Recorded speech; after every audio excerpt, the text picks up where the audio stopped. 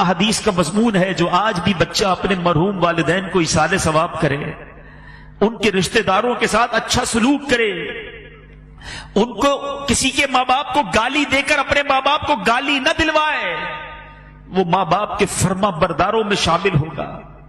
لوگ اپنے ماں باپ کو گالیاں دلواتے ہیں، کیسے؟ صحابہ نے کہا حضور اپنے ماں باپ کو کون گالی دے سکتا ہے؟ اللہ کے حبیب نے فرمایا دوسرے کے ماں باپ کو گالی دیتے ہیں لوگ، پھر ان کے ماں باپ کو گالی دیتے ہیں۔ گالیاں دینے والوں ماں بہن کی گالیاں دیتے ہو، زبان لٹک نہیں جاتی؟ اس لیے دی اللہ نے زبان، اور پھر سامنے سے کیا ہوتا ہے؟ تمہاری ماں، تمہاری بہنوں، تمہارے والد کو گالیاں پڑتی ہیں، اچھا لگتا ہے؟ ارے ایسے کام کرو کہ لوگ کہیں ایسی اولاد ہے تو ماں باپ کیسے ہوں گے؟ اتنا پیارا بیٹا، ایسی پیاری اولاد، ان کے ماں باپ کو اللہ جنت نصیب کرے۔ ایسے کام کرو نا کہ ماں باپ کو قبر میں بھی رحمتیں اور دعائیں ملیں۔ اگر آج کوئی چاہتا ہے کہ اپنے ماں باپ کی روح کو خوش کر لے، خوب ایصال ثواب کر، نفل نماز پڑھے تو ماں باپ کے نام پر ثواب بھیج دے، ذکر و اذکار کرے، ماں باپ کی بارگاہ میں نامہ اعمال پیش ہوتے ہیں، یاد رکھنا گناہ نہ کیا کرو۔ ہمارے گناہ جب ماں باپ کے پاس جاتے ہیں تو ماں باپ غمگین ہو جاتے ہیں۔ خوش نصیب ہے وہ ماں باپ جن کی اولاد نمازی ہے، عبادت گزار ہے، دین کا کام کرنے والے، صدقہ خیرات کرنے والے ہیں۔ جب ان کے پاس بچوں کے اعمال جاتے ہیں تو قبر میں خوش ہو جاتے ہیں۔ ابھی بھی دکھ پہنچاتے ہیں ماں باپ کو۔ سوچے وہ بچے جو آج فلمیں، ڈرامے، گانے، باجے، شراب، جوا، حرام، بدکاریاں، بے حیائیاں، نامحرم لڑکوں کی دوستیاں، یہ ساری چیزیں ماں باپ کو جب قبر میں پہنچیں گی، زندگی میں بھی خدمت نہ کی اور مرنے کے بعد قبر میں بھی دکھی کیا۔ ارے انہیں راضی کرنا ہے تو ایسا کرو کہ روز ثواب پہنچے۔ میں مشورہ دیتا ہوں اللہ کی رحمت سے، جو بھی کہہ رہا ہوں یہ تحدیث نعمت اور جو بھی ہے یہ اپنی والدین ہی کی تربیت اور امیر اہل سنت کی تربیت کا صدقہ ہے۔ ہمارے پاس تو جو بھی ہے والدین کا ہے نا، یہ بھی ایک بات یاد رکھنا، جن کے ماں باپ حیات ہیں اور چلے جائیں، دونوں صورتوں میں ایک بات یاد رکھنا کہ آپ کے پاس اور میرے پاس جو کچھ ہے، پیسہ ہے، عزت ہے، شہرت ہے، مقام ہے، واٹ ایور، یہ سب کچھ ماں باپ کا ہے۔ کبھی ماں باپ کو یہ نہیں کہنا یہ میرا ہے، آپ کا ہے، میں نے کمائے ہیں، یہ میں نے گھر بنایا، ابو آپ نے کیا دیا تھا، آپ تو غریب تھے، نوکری کرتے تھے، کاروبار میں نے کیا۔ اللہ اکبر! اگر یہی بچپن میں والد ہمیں ننگا روڈ پہ چھوڑ کے کہتا کپڑے خود لے کر آؤ، کدھر سے پہنتے لباس؟ ہم بغیر کپڑوں کے پیدا ہوئے، ماں باپ نے کپڑے پہنائے، ہمیں کھانا چاہیے تھا، نوالے کھلائے، چلنا نہیں آتا تھا، انگلی پکڑ کر چلایا، ارے استنجا نہیں کر سکتے تھے، ہمارے استنجا صاف کیے، ہم رات بھر روت کر ان کو جگاتے رہے، وہ جھولا دیتے رہے۔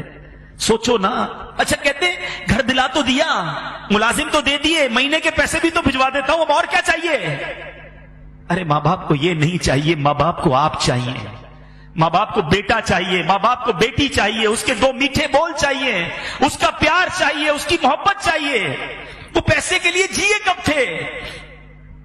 اور اب اگر وہ چلے گئے نا تو یہ مت سمجھنا یہ پیسہ میرا ہے، خدا کی قسم، خدا کی قسم تمہارے پیسے کا نصیب ہے۔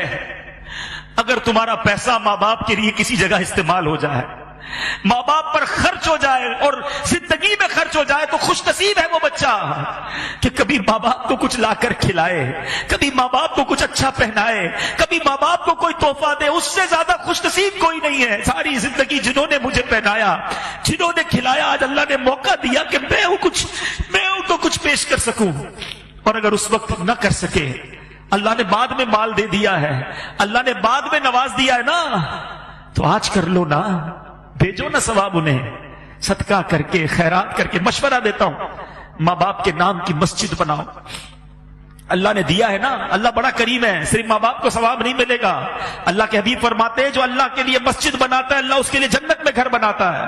ماں باپ کو بھی ثواب ملے گا، تمہیں بھی جنت میں گھر مل جائے گا۔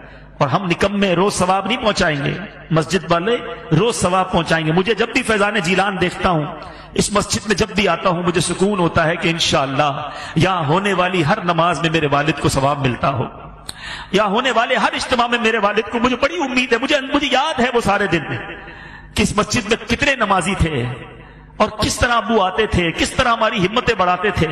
مجھے ایک صاحب ملے، مرنے کے بعد بہت ساری باتیں پتہ چلتی، اسلم ڈیڈی ماشاءاللہ اس مسجد میں، وہ بھی ہمارے بہت اچھے ساتھیوں میں سے تھے، آج کل فیصلہ آباد میں ہے۔